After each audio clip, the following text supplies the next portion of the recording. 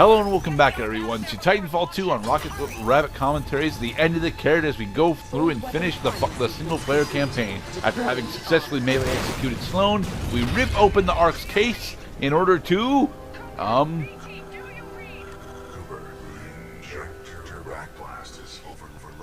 Damn it, BT! We just resurrected you! You can't be dying again!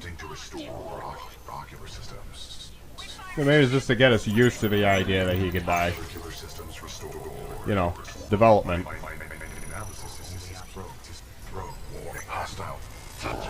But BT, you can't throw in order to answer all of your problems. You sure? Hey, Blisk. Yep, here comes the bad guy, right, of course you're not gonna kill me, because you're standing here talking about it. But you don't get to kill me, either. Yeah. That's an ad for Apex Legends. I've not actually played Apex Legends. I know that it doesn't have the same movement style that this game has, so I'm mostly put off by it. But yeah, the guys that made Apex Legends first made Titanfall and Titanfall 2. Well, I mean, it is right at fucking top center of the screen. Come on, BT. We still have to uphold the mission. What you need, dude? Get me into that injector assembly. We must do this together. We can do that. Hike. Signal. BT, Cooper, our ground teams can't make it there in time. You've got to find a way to destroy the fold weapon from the inside. There's no other way. Sure thing, Sarah. We'll just take the crippled remains of our current Titan and attempt to do this. Ugh. Blisk, what are you doing? I'm, of course, giving the hero a dramatic chance. You should have given me more money because I'm greedy. Coordinates received. We'll be there, but I don't see how you can. Trust me, I have done the math. I sure as hell hope I've done the math enough to know the dangers of a second guessing. So, you remember how in Doom Eternal, Doom Guy fires himself out of a railgun? We got a way out of this one, BT? Calculating. Yeah, BT did it first. Protocol 3. Protect the pilot. BT, what are you doing? I'm throwing you, finally. I only mentioned it numerous times. He threw us plenty of times throughout this game. But yeah.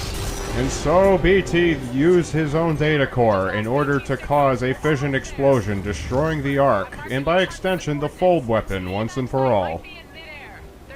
Now time for a final non-combative platforming sequence. I love a majority of the set pieces in this game, honestly. There's the only one that I honestly dislike a little bit is the time travel set piece, and that's because it doesn't come back. I would have liked to actually have that gadget, you know, for the entire game. You know, have alternate platforming segments available. But you know, once you're done with that mission, most of the rest of the game is Titan combat. So I understand why it's why it's not a thing that we have to keep and play around with. Whoosh! Wee. Ow! I have ribcage. I'm not sure if it's mine anymore. Ugh. Get us out of here.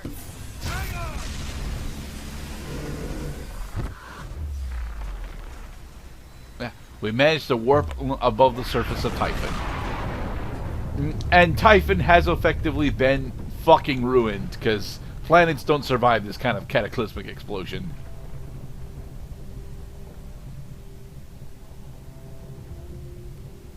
Pilot Cooper. A lot of people owe their lives to you. We sacrificed an entire planet! Barker, set a course for Harmony. Take us home.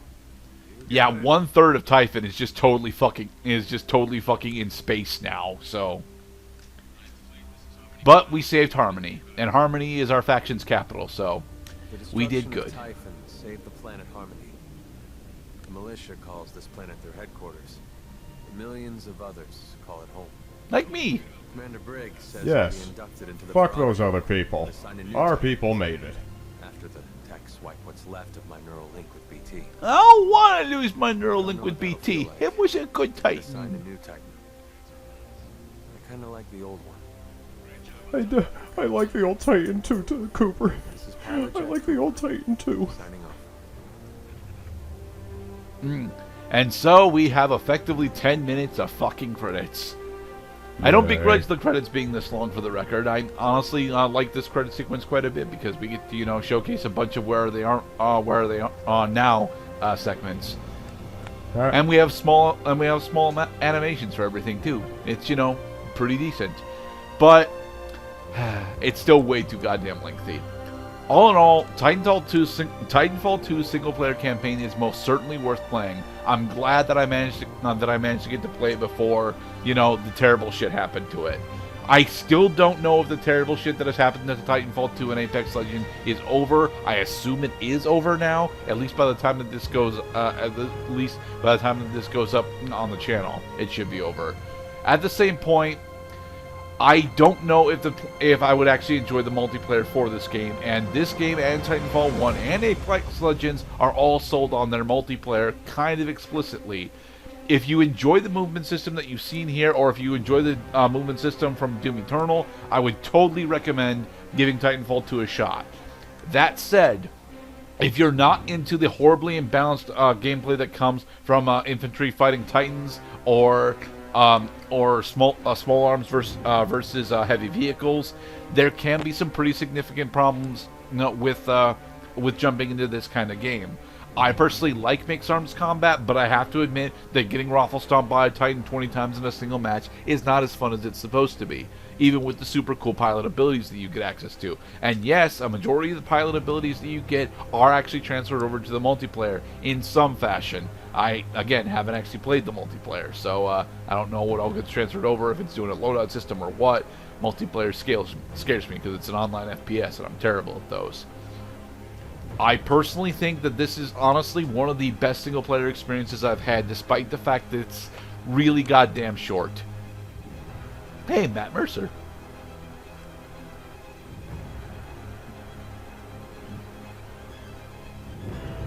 I still say, however, that Unreal 1 beats this out, specifically because I have a lot of nostalgia for Unreal 1, and Unreal 1 is significantly longer, more its narrative is less in your face and more subdued, and I think it's more rewarding to discover it that way. But a lot of the reason why I like Unreal 1 more is mostly nostalgia. And, you know, its level design is actually slightly better than Titanfall 2's. Hey, Blisk.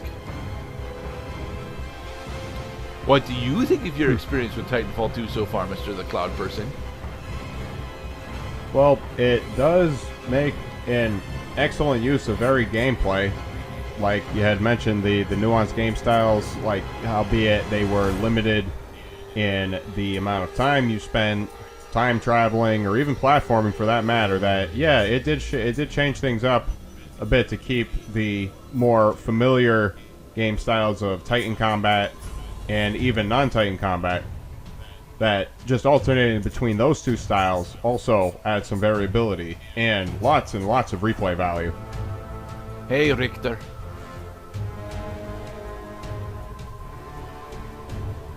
And there's Viper. Dun. Fuck Viper. That fight is easy, but fuck Viper.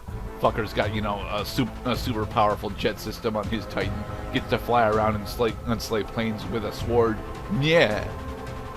Hey, Sloan. You're in violation of Downtown City Code 4432. Lay down your weapons and surrender peacefully. And if you choose not to, I will smack you with an Expedition Titan. Hey, General Martyr, you showed up at the very last mission.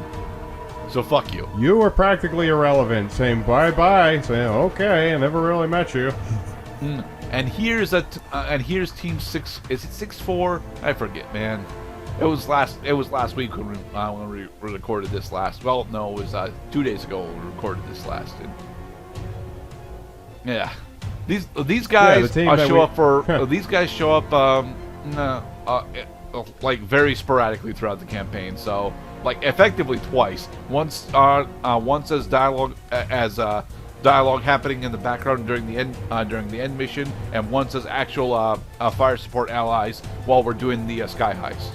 Hey Barker, he was our pilot. Haha. And he has a drinking problem. Of course he Aha. does. He's voiced by a Scotsman. All Scottish pilots have to have drinking problems. Resident Evil 4 established this. Hey, I know a good bar. Get shot by an RPG. So yeah, I personally recommend Titanfall 2. I recommend it with a little bit of hesitation because, again, it's selling itself very much on its multiplayer, and if you're like me and you're not into FPS multiplayer as much as you should be, then it's a bit of a hard sell. But it was free on EA Game Pass for a long goddamn time. I'm not sure if it still is, if you've got Game Pass, because that just fucking happened recently. I don't want to get into that, but that did happen recently, so the video games industry is going to explode, and it's going to be Microsoft's fault, goddammit. Yeah. Well, it is a pretty damn good-looking free game with a lot of techno garble and also some lore what's-a-who's-its that is going to give you the impression that there is much that we do not understand on a first viewing. Oh yes, there Maybe after multiple is viewings. definitely a lot of world building that has been done in this universe. I don't know how much of it gets transferred over to Apex Legends.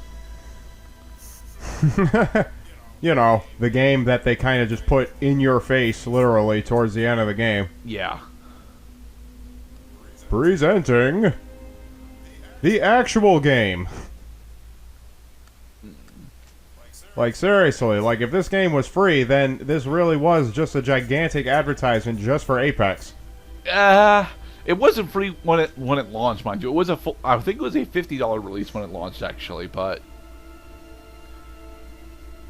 as a reminder, Apex Legends is free to play. It's not a game I'm playing, and I have no plans to play it because it's a multiplayer FPS. I'm terrible at those. Yeah. Yes, the hero-based shooter stuff that it stole from Overwatch is nice, but it's not enough to really sell me on a game. After all, I kind of had that stuff while we were playing. What was the Tribes Ascend? Yeah, Tribes Ascend from Hi-Rez. That kind of had hero skills in it, and it wasn't enough for me. Yeah. Hi-Rez is another studio that we should probably just put out of its fucking misery and let its properties go to people who actually give a shit.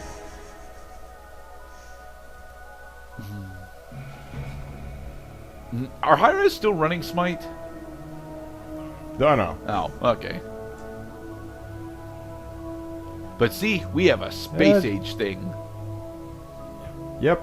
And this slow zoom out just letting us know that, well, there's much work to be done in this universe. The question is, are you going to actually, buy the games that they keep insinuating should be the games you should be focused on? I still recommend actually purchasing Titanfall 2.